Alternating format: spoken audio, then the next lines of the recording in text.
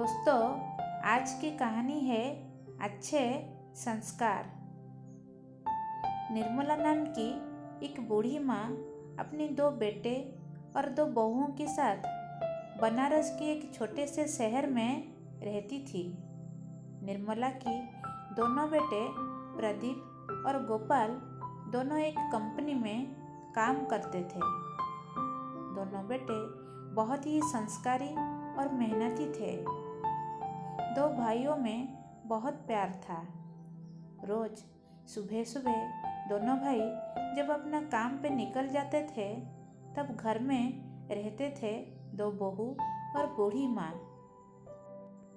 बूढ़ी माँ बहुत ही सरल और दयालु औरत थी, लेकिन बूढ़ी माँ की दोनों बहू अच्छे नहीं थे। वो घमंडी और बहुत ही स्वार्थी थे। वो अपना सास को प्यार नहीं करते थे और ना ही उनको रेस्पेक्ट करते थे। उनके पति काम पे जाने के बाद खुद बैठकर घर का सारा काम वो बूढ़ी माँ से करवाते थे। ऐसे ही कई दिनों बीत गया। फिर एक दिन बूढ़ी माँ रात को 11 बजे रसोई में बर्तन साफ कर रही है।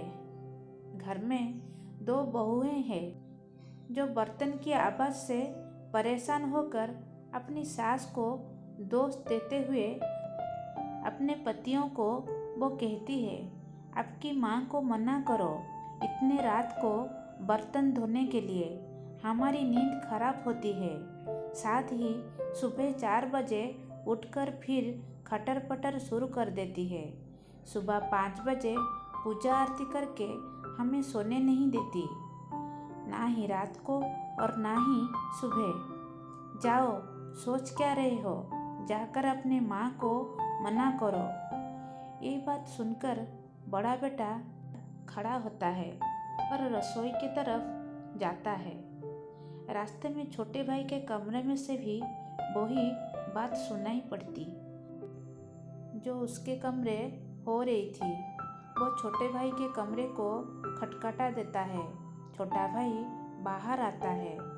दोनों भाई रसोई में जाते हैं और माँ को बर्तन साफ करने में मदद करने लगते हैं। माँ मना करती है पर वो नहीं मानते।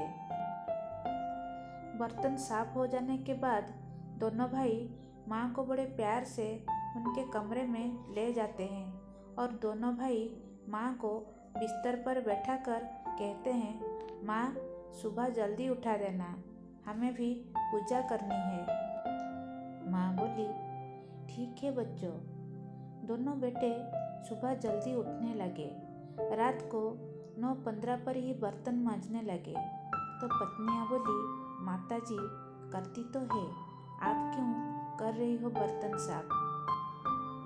तो बेटे ने बोले, हम लोग की शादी करने के पीछे एक कारण ये भी था कि माँ की सहायता हो जाएगी, पर तुम लोग ये कार्य नहीं कर रही हो। कोई बात नहीं, हम अपनी माँ की सहायता कर देते हैं। हमारी तो माँ है, इसमें क्या बुराई है।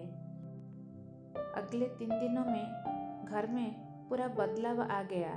बहुएं जल्दी बर्तन इसलिए साफ करने लगी कि नहीं तो उनके पति बर्तन साफ करने लगेंगे। साथ ही सुबह भी वो भी पतियों के साथ जल्दी उठने लगी और पूजा आरती में शामिल होने लगी। कुछ दिनों में पूरे घर के वातावरण में पूरा बदलाव आ गया। बहुएं सास को पूरा सम्मान देने लगी।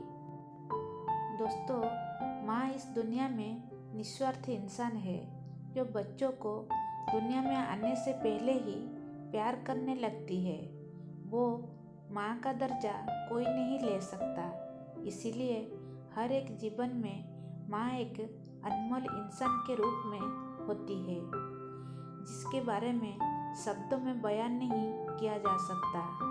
दोस्तों, अंत में बस इतना कहना है, संस्कार आपको कहीं किसी किताब में नहीं मिलेगी, बस आपके परिवार और समाज से सीखनी पड़ती है।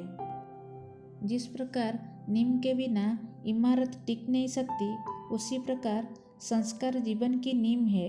जैसा संस्कार होगा वैसा जीवन बनेगा। इसीलिए कहते हैं माँ का सम्मान तब कम नहीं होता जब बहुएं उनको सम्मान नहीं करती। माँ का सम्मान तब कम होता है जब बेटे माँ को सम्मान नहीं करे या माँ के कार्य में सहायता ना करे। दोस्तों, आशा करती हूँ आपको ये कहानी पसंद आई होगी। कहानी पसंद आई तो चैनल को लाइक कीजिए, शेयर कीजिए। चैनल पर नए हो तो चैनल को सब्सक्राइब कीजिए ताकि जब भी मैं नई कहानी अपलोड करूँ उसकी नोटिफिकेशन आपको पहले मिल जाए। धन्यवाद।